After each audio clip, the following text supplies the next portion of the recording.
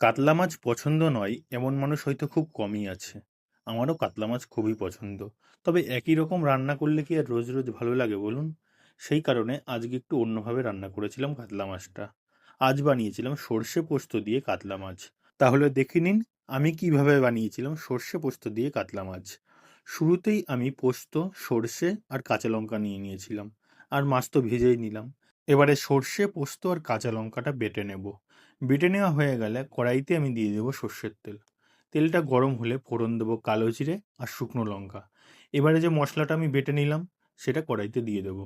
মশলাটা কড়াইতে দেওয়ার পরে এবার আমি দিয়ে দেবো লবণ, হলুদ আর দেবো কাশ্মীরি লঙ্কার গুঁড়ো। এবারে একটু কষিয়ে নেবো মশলাটা। খুব বেশি কষাবো না।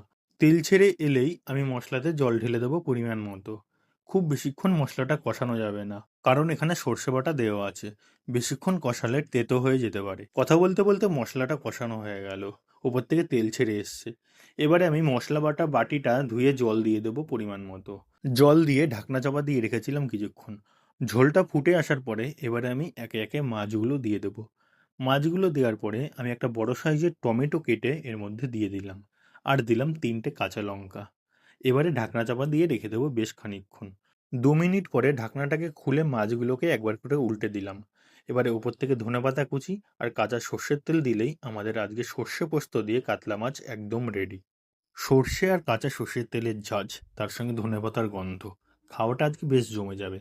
আর টমেটোগুলোও বেশ সুন্দর গলে গেছে। আর রংটা কেমন এসেছে সেটা তো আপনারা দেখতেই পাচ্ছেন। তা কেমন লাগলো আজকের রান্নাটা সেটা কমেন্টে লিখতে একদম ভুলবেন না।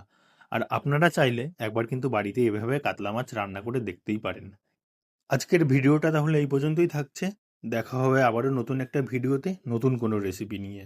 সর্ষে পোস্ত দিয়ে কাতলা মাছ রান্নাটা যদি আপনাদের ভালো লাগে তাহলে কিন্তু অবশ্যই একটা লাইক করে দেবেন।